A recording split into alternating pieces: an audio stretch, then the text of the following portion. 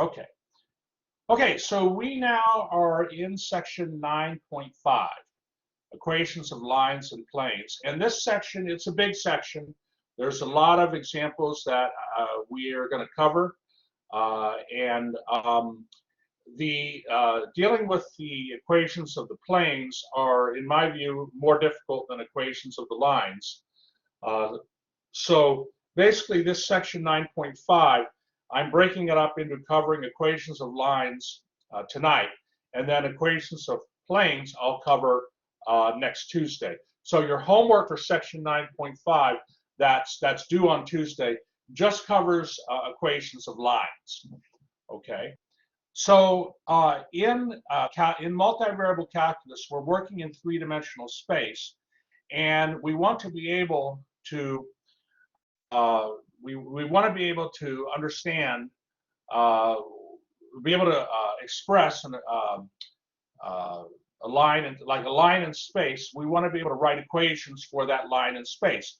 Obviously, for a line in two-dimensional space, you know how, y equals mx plus b.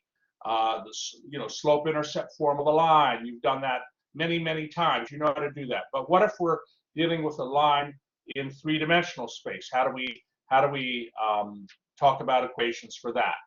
So what we do here is I go right to this picture in figure 1, right to this picture.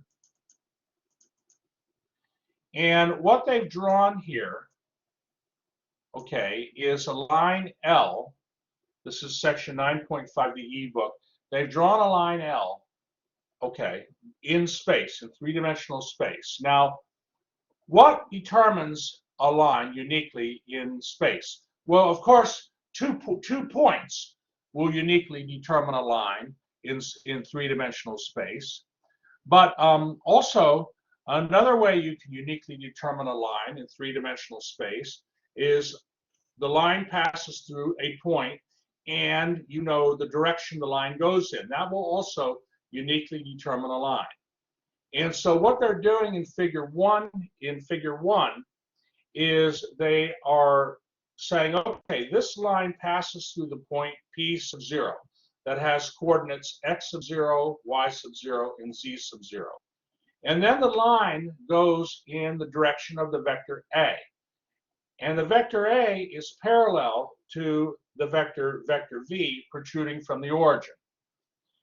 Now, they've also drawn another point on the line at some random point P that has coordinates x, y, and z, and they connect a vector r to that point.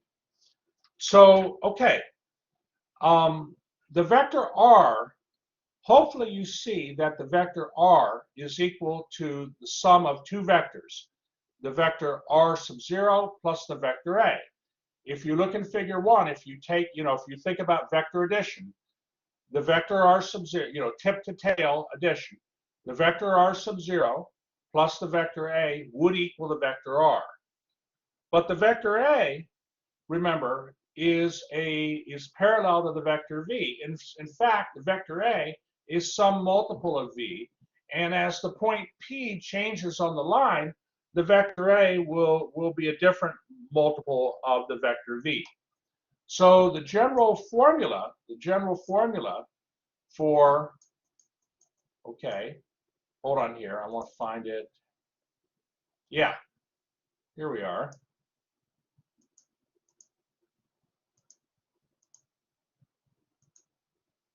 Hold on, I might need to, yeah. The vector equation, maybe I'll highlight this.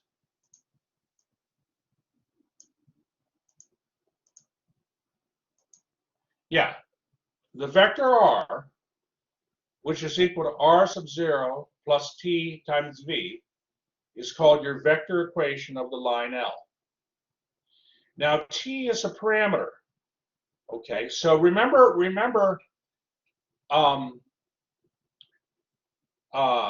me just see here. Remember parametric equations? Let me go here into the whiteboard.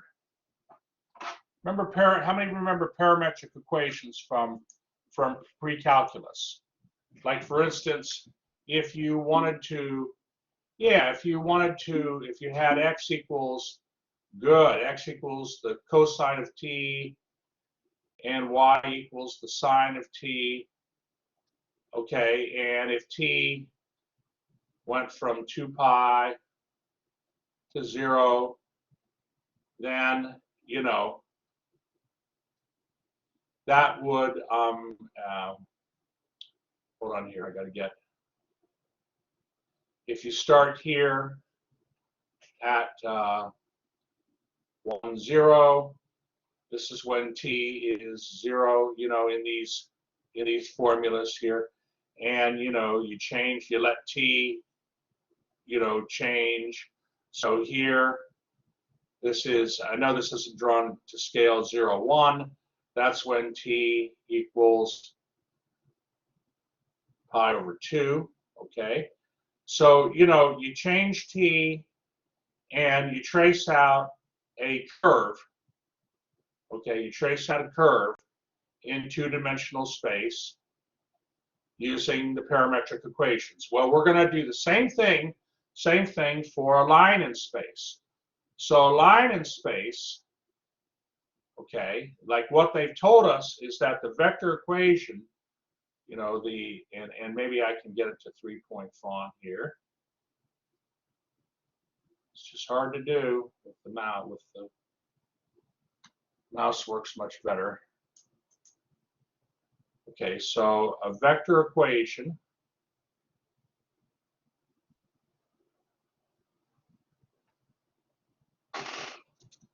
of a line L in space.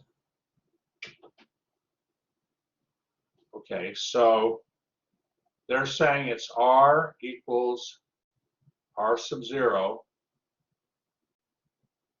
plus T times the vector V. And the vector R, and again, this goes with figure 1 in, you know, section 9.5. Vector R has components x, y, and z. Vector R sub 0 has components, one moment, I have to,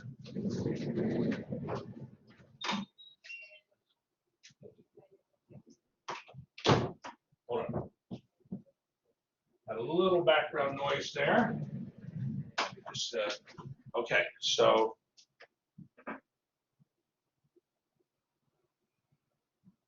vector R sub 0 is x sub 0, y sub 0, t, z sub 0. And then you have t times a vector v. Vector v, say, has components a, b, and c. So this means then, that x has to equal x sub 0 plus a times t, right? Y has to equal what? What would y have to equal?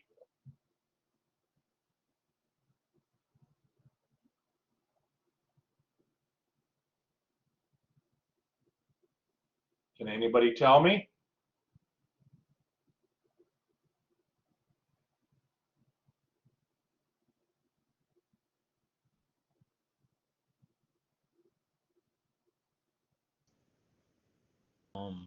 Y sub 0 plus B of t. That's right, Alberto. Good. That's right, Lexi. And what's z equal to?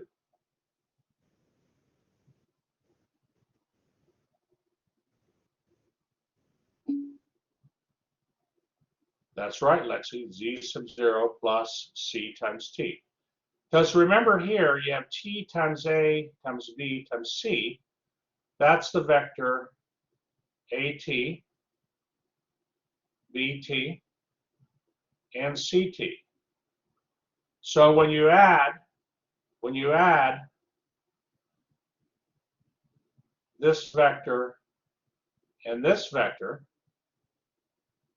okay, and you're setting it equal to this vector, then x, y, and z have to have those parametric equations.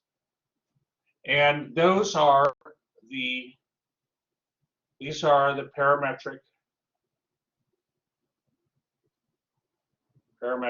equations of a line. Any line in space you can write in terms of those parametric equations. And as t changes, that's going to produce new points on the line. So like if we go back to the picture here, this is all in the recording. We go back into the picture in figure 2, you see how when t equals 0, you're at the point r sub 0. You're at the vector r sub 0. But if t is greater than 0, you move right along the line. And if t is less than 0, you move the other direction on the line. Okay, and so that gives you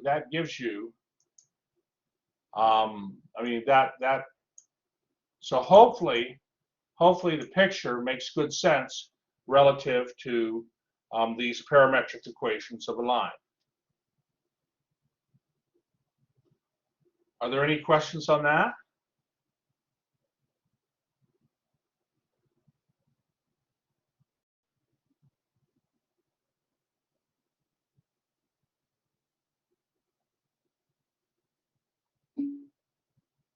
Okay, Alberto's good. All right, well, great. Well, let's continue on. So, okay. In this example 1, they say, okay, well, several parts to this problem, but they say find a vector equation and parametric equations for the line that passes through the point 513 and is parallel to the vector I plus 4j minus 2k. And then they want you to find 2 other points on the line.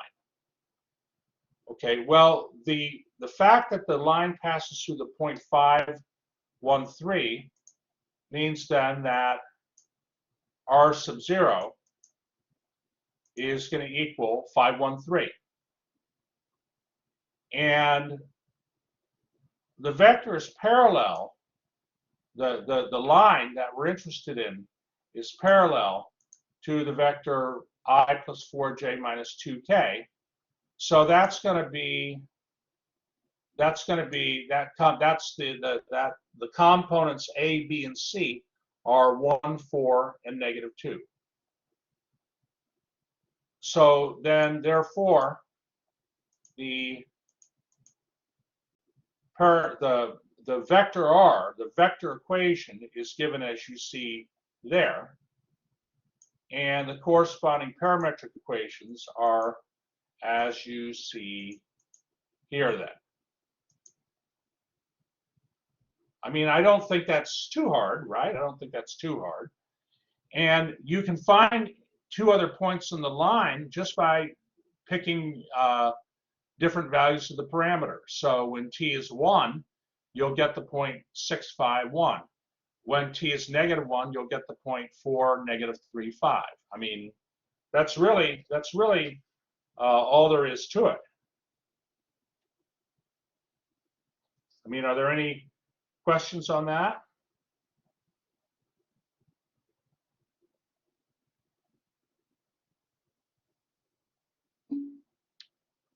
Okay. Well, good. Let me just show you one more. Let me show you one more thing here. So remember what we have here. You have your parametric equations of a line, but also you can do this. You can say, okay, let me get it back to 3-point. It always goes 5-point by default. It's too fat. So if we look at the first equation here, we could re-express that as x minus x0 divided by a equals t. And if we look at the second equation, second equation, we can express that as y minus y0 divided by b equals t.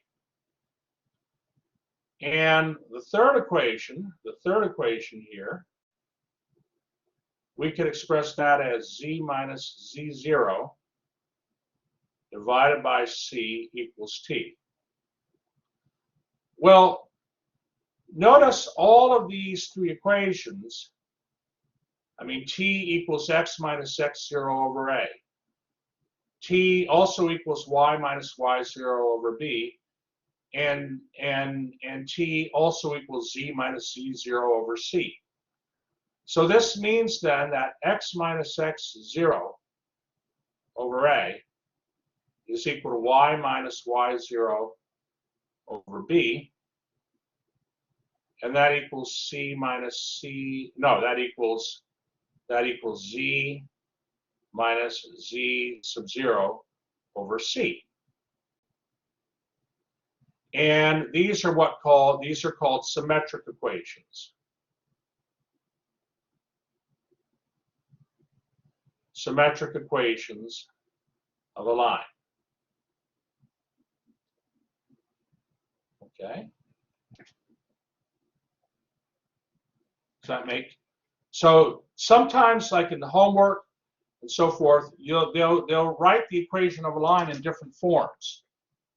But once you know one form, you can get the other form. So if we go back to the book here,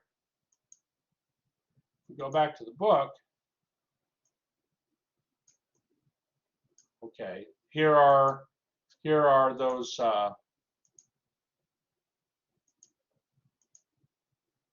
those are the symmetric equations I mentioned to you.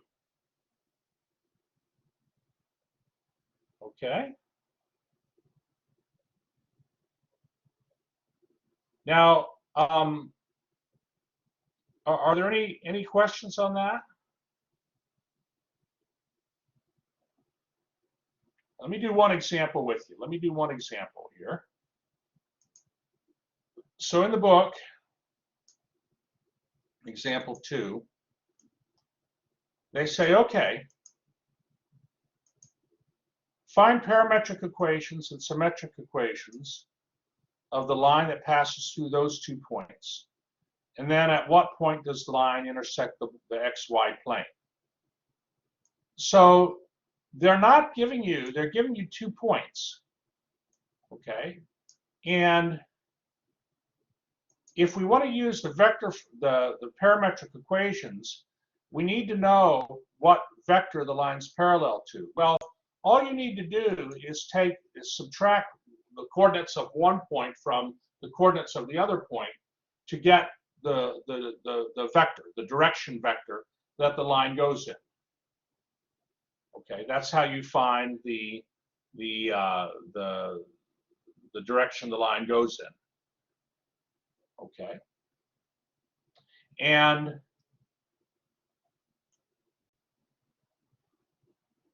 then you can get your parametric equations. You know the line passes through the point 2, 4, -3. So that's one set of parametric equations that will work. Now another set of parametric equations that will work are x equals 3 plus t, y equals -1 minus 5t, and z equals 1 plus 4t. You could use the other point as well. So, okay, and then, well, I think actually this will be enough to get to help you with the homework that you have. So what I want to do is I want to, are there any questions on this? I'm not worried about part B right now. I think you'll be fine with that. But are there any questions in general? Any questions in general here?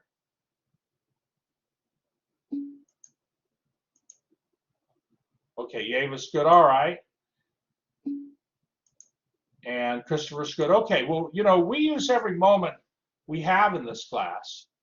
So I'm going to take off the password on section 9.5. Okay, let me take the password off on that. And I'd like you to use this last 5 or 6 minutes of class, oh man, to work on that. So let me go ahead and take this off. We're good. We're done with the recording.